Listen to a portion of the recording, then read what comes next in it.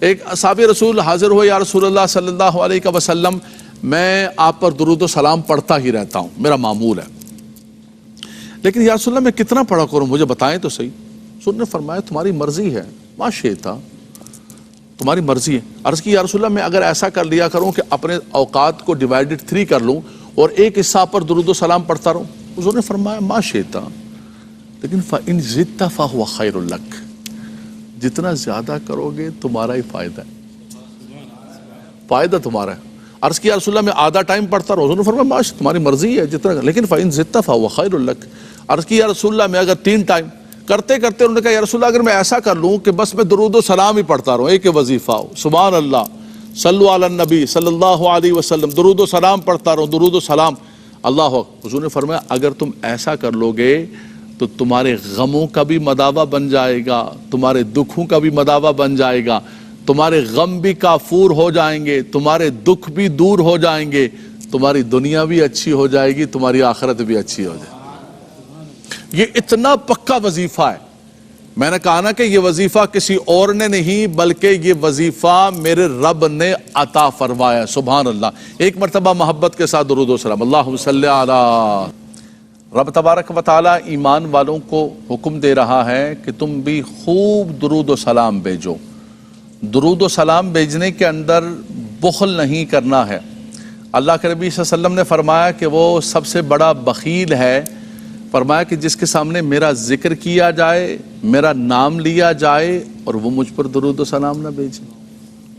اور پھر وہ جو 3 سیڑھی والی حدیث پاک ہے یا دوسرے کلمات ہیں، رغم انف رجل، رغم انف رجل، اس شخص کی ناک خاک آلود ہو جائے، فرمایا جس کے سامنے میرا تذکرہ کیا جائے اور کہے میں امتی ہوں، میں ان کا نام لیوا ہوں، ان کا کلمہ پڑھنے والا ہوں، اور درود و سلام نہ بھیجے، تو فرمایا یہ کیسا امتی ہے۔ ان کی شان تو یہ ہے کہ وہ دنیا کے اندر جلوگر ہوئے، تشریف لائے، اللہ کی بارگاہ کے اندر سجدہ کیا، اور اس کے بعد لبوں پر یہی تھا رب حب لی امتی۔ زندگی بھر تہجد کے اندر اتنے سجدے کرتے کہ ام المؤمنین سیدہ عائشہ صدیقہ رضی اللہ تعالی عنہا فرماتی ہیں کہ میں نے دیکھا کہ میرے سرتاج کے پاؤں پر ورم پڑ گئے۔ فرماتی ہیں میں نے عرض کی یا رسول اللہ آپ کی اتنی بلند و بالا شان ہے، اللہ نے آپ کو اتنے درجے دیے ہیں، اعلان کیا ہے انا فتحنا لک فتحا مبینا لیغفر لک اللہ ما تقدم من ذنبک وما تأخر ویتم نعمتہ علیک ویہدیک صراطا مستقیما وینصرک اللہ نصرا عزیزا۔ سبحان اللہ۔ فرمایا آپ کے صدقے سے اگلوں اور پچھلوں کے گناہوں کو معاف کر دیا۔ تو آپ تو معصوم ہیں، آپ تو مغفور ہیں، آپ کے تو صدقے سے اگلوں اور پچھلوں کو گناہوں کو معاف کیا جا رہا ہے، لیکن آپ اتنی عبادت کر رہے ہیں کہ پاؤں میں ورم پڑ گئے۔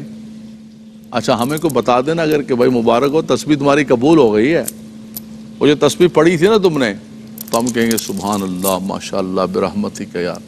اللہ کے نبی صلی اللہ علیہ وسلم نے پتہ کیا جواب دیا نوجوانوں؟ سبحان اللہ۔ فرمایا افلا اکون عبدا شکور، فرمایا افلا اکون عبدا شکورا، فرمایا اگر رب نے مجھے یہ درجہ دیا ہے تو کیا میں اس کی شکر گزاری میں اور زیادہ عبادت نہ کروں؟ فوجدک ضالا فہدا، آپ کو اپنی محبت کے اندر خود رفتہ پایا تو اور راہیں عطا فرما دی، اور رستے عطا فرما دیے۔ تو آپ دیکھیں کہ زندگی بھر تہجد میں دعا کر رہے ہیں، تشریف لائے تو دعا کر رہے ہیں۔ معراج اتنا بڑا موقع، اتنا بڑا مرتبہ، جو مقام نہ کسی نبی کو ملا، نہ کسی رسول کو ملا، نہ کسی فرشتے کو ملا، کسی کو نہیں ملا، جہاں جا کے سب رک گئے سدرۃ المنتہا پر۔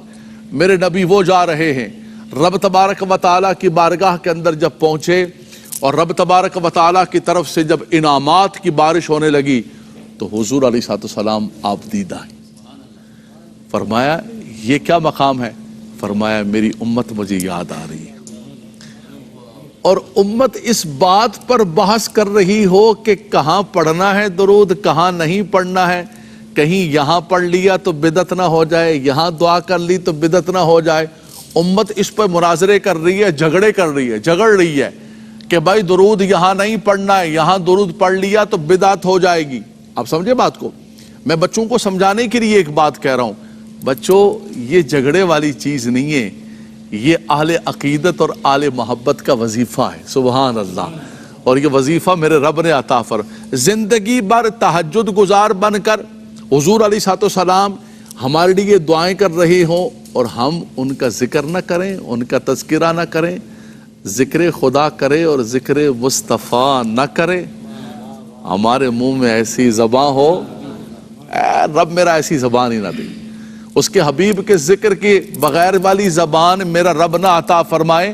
فرمایا وہاں پر بھی دعا کرتے رہے تہجد، بلکہ شیخ عبدالحق مقدسی دہلوی رحمۃ اللہ تعالیٰ علیہ فرماتے ہیں، آپ فرماتے ہیں کہ آج بھی قبر انور میں حضور علیہ الصلوۃ والسلام کی بارگاہ کے اندر امت کے اعمال پیش کیے جاتے ہیں۔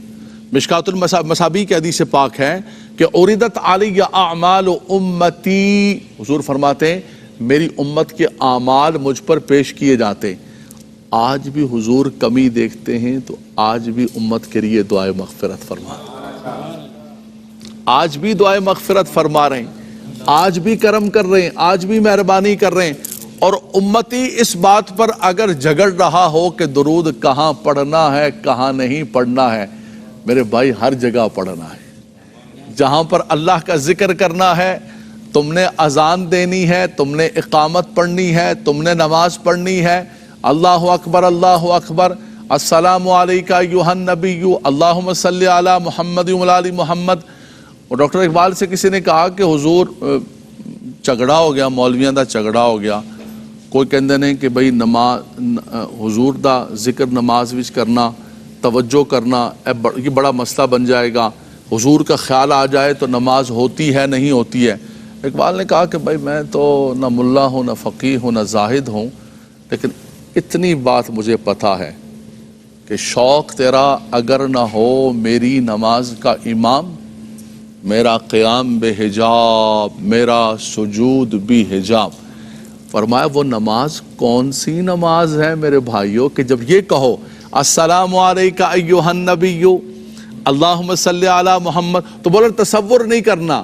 فرمایا وہ اقبال کہتے ہیں کہ مجھے تو اتنی باتیں نہیں پتہ ہیں، مجھے اتنا پتہ ہے کہ شوق تیرا اگر نہ ہو میری نماز کا امام، میرا قیام بے حجاب، میرا سجود بے حجاب، شوکت سنجر و سلیم تیرے جلال کی نمود، فقر جنید و با یزید تیرا جمال بے نقاب، اور تیری نگاہ ناز سے دونوں مراد پا گئے، عقل غیاب و جستجو عشق حضور و اضطراب۔ یہ ہے عقیدہ جو قرآن نے ہمیں عطا فرمایا کہ آقا دو جہاں صلی اللہ علیہ وسلم پر درود و سلام اور حضور علیہ الصلوۃ والسلام کے ذکر کے لیے کوئی حد نہیں ہے، اس لیے کہ درود بھیجنے والی ذات رب تبارک و تعالیٰ کی جو حدوں سے پاک ہے، جو زمانے سے پاک ہے۔ فرمایا کب ذکر ہو رہا ہے؟ فرمایا جب تم نہیں تھے تب بھی ذکر ہو رہا ہے۔ کسی نے عرض کی نا کہ یا رسول اللہ صلی اللہ علیہ وسلم متی وجبت لک النبوۃ یا رسول اللہ، یا رسول اللہ آپ کو نبوت کب عطا کی گئی؟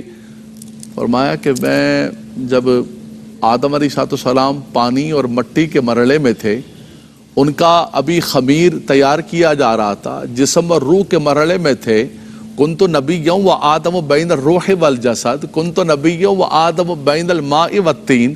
فرمایا ان کا خمیر تیار ہو رہا تھا، تمہارا نبی اس وقت بھی اللہ کے ہاں نبی تھا، تمہارا نبی اس وقت بھی خاتم النبیین۔